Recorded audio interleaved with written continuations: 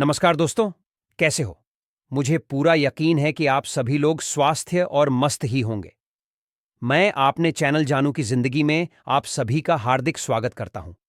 दोस्तों, जितने भी भाई हमारे चैनल पे नए हैं, उनसे मेरा कहना है कि चैनल को सब्सक्राइब करके वीडियो को लाइक कर लीजिएगा। और हमारे सभी प्यारे भाइयों और बहनों से मेरा कहना है, क्या आपको पता है कि हम लोग आपके लिए ही काम कर रहे हैं और आपके लिए ही रोज अपडेट लाने की कोशिश करते रहते हैं? दोस्तों, बहुत ही मेहनत से वीडियो बना है, तो लास्ट तक बने रहना दोस्तों। अक्सर ऐसा क्यों होता है कि कभी-कभी हम खुद के भी बिलीव नहीं कर पाते हैं। जैसे ही हमारे जीवन में कुछ समस्याएं, कुछ परेशानियां, कुछ मुश्किल हालात आती है, तो हम खुद पे भी शक करने लगते हैं कि कहीं हमने जाने अनजाने में गलत डिसीजन तो नहीं ले लिया, और सोचने लगते हैं कि शायद हम लोग कभी नहीं कर पाएंगे, कभी नहीं बन पाएंगे। जो हमने सोचा है, हम ऐसी बहुत सारी चीजों की कल्पना करने लगते हैं जिसके फ्यूचर में गलत हो जाने का हमें भय हो जाता है। दोस्त, ये जो हमारा मानव मन है, ये बहुत ही पावरफुल चीज है, लेकिन ये सबसे विनाशकारी भी हो सकता है। कभी-कभी हम अपने मन और भावनाओं पे कंट्रोल नहीं कर पाते हैं और अविश्वास की भावना जन्म लेने लगती है हमारे अंदर, जो कि बहुत अधिक खतरनाक है दोस्त। जब महाभारत का युद्ध आरंभ होने वाला था, तब कौरव दल से दुर्योधन और पांडव दल से अर्जुन श्री कृष्ण के पास सहायता लेने के लिए पहुंचे। उस समय श्री कृष्ण ने अपने सैन कक्ष में विश्राम कर रहे थे। जल्दी जल्दी में, यानी होशियारी करके, दूर जो धन उनके सिरहाने जाकर खड़ी डीढ़ा हो गया और अर्जुन उनके चरणों में जाकर बैठ गए। अब ये दोनों इंतजार करने लगे श्री कृष्ण के जागने का। फिर जैसे ही श्री कृष्ण की आंखें खुलीं, तो सबसे पहले उन्होंने अपने सामने अर्जुन को देखा। उन्होंने अर्जुन को देखते ही पूछा, अर्जुन, तुम्हें क्या चाहिए? अर्जुन के कुछ कहने से पहले ही दुर्योधन बोल प डी डी डी डीहा कि पहले मैं आया हूं, इसलिए आप पहले मुझे दीजिए जो मैं मांगता हूं। इस पर श्री कृष्ण ने कहा, मैं मानता हूं कि पहले तुम आए हो, किंतु मेरी नजर सबसे पहले अर्जुन पे पड़ ही है, इसीलिए पहले मांगने का हकदार अर्जुन ही हुआ।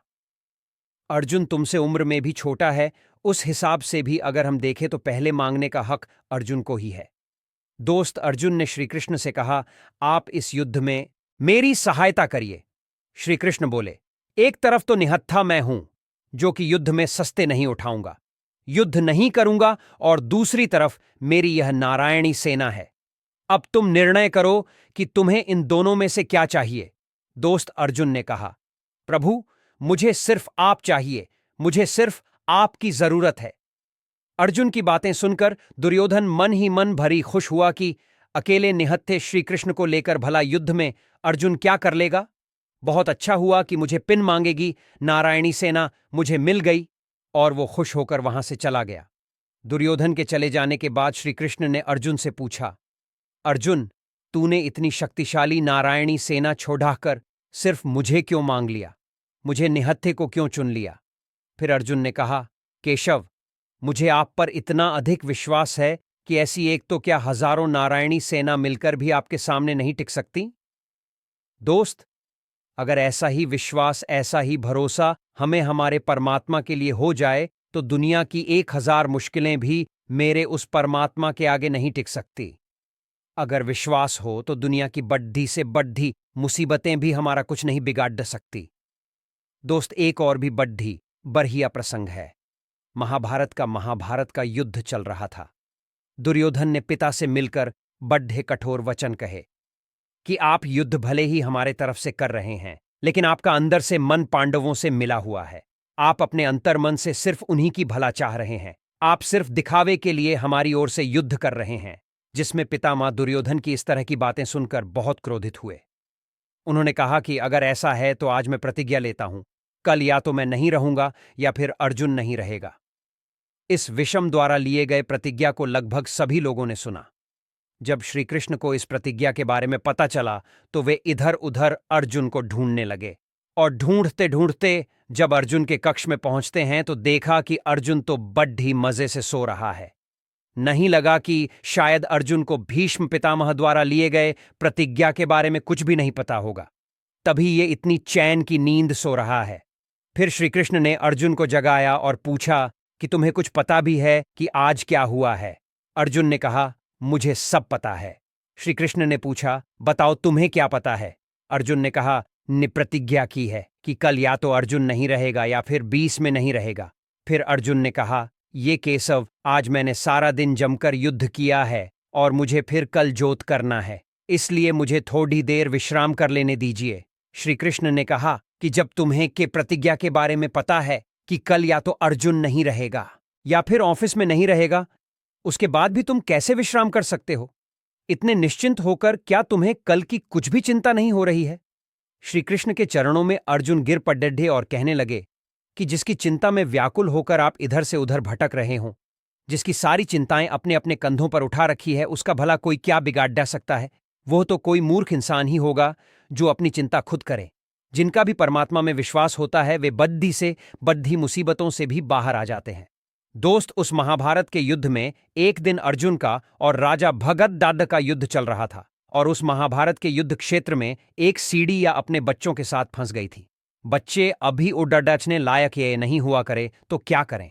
उन्हें सुरक्षित कहां और कैसे ले जाए? वह चिद्धिया मन ही मन परमात्मा से प्रार्थना करने लगी कि मेरी रक्षा करो। प्रभु और उसकी प्रार्थना को श्री कृष्ण ने सुन लिया। राजा भगदत्त एक बहुत ही विशाल हाथी पे बैठा हुआ था और जब अर्जुन से युद्ध कर रहे थे तो अर्जुन का एक तीर उस हाथी के गले में बंधे बड्ढे से घंटे पे जाके लगा और विशाल घंटा चिद्धियों के ऊपर जाकर गिरा। देखिए, ये सारा दिन वहां पर घमासान युद्ध होता रहा। हजारों लाखों जोरदार मरते रहे और जब उस दिन समाप्ति हुई युद्ध की, अर्जुन को श्री कृष्ण लेकर उस घंटे के पास आए और उस घंटे को उठाने के लिए कहा।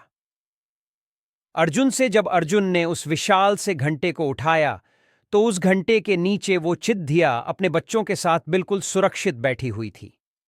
अर्जुन इसे देखकर आश्चर्य से भर गई कि इतने घमासान युद्ध के बीच में ये सब चिद्धिया बच कैसे गई। इस पर अर्जुन से श्री कृष्ण ने कहा, ये इसलिए बच गई क्योंकि इन्हें परमात्मा पे पूरा विश्वास था, उनकी अपनी आस्था पे, अपनी प्रार्थना पे पूरा विश्वास था। आज इनके विश्वास नहीं, इनकी रक्षा की है। सारा खेल विश्वास का ही है। आपको ऐसे एक नहीं बल्कि हजारों लाखों मिसाल मिल जाएंगे जिनके विश्वास ने उनके कठिन समय में, उनके मुसीबत भरे समय में उनकी रक्षा की है। उनकी प्रार्थनाओं ने उनके जीवन में बहुत बड़ा चमत्कार किया है। अगर आपके भी जिंदगी में कभी कोई मुश्किलें आए, कोई मुसीबत की घड़ी आ जाए, जब आपको लगे कि आपकी बुद्धि, आपकी शक्ति, आपका सामर्थ्य कुछ भी काम नहीं कर रहा है,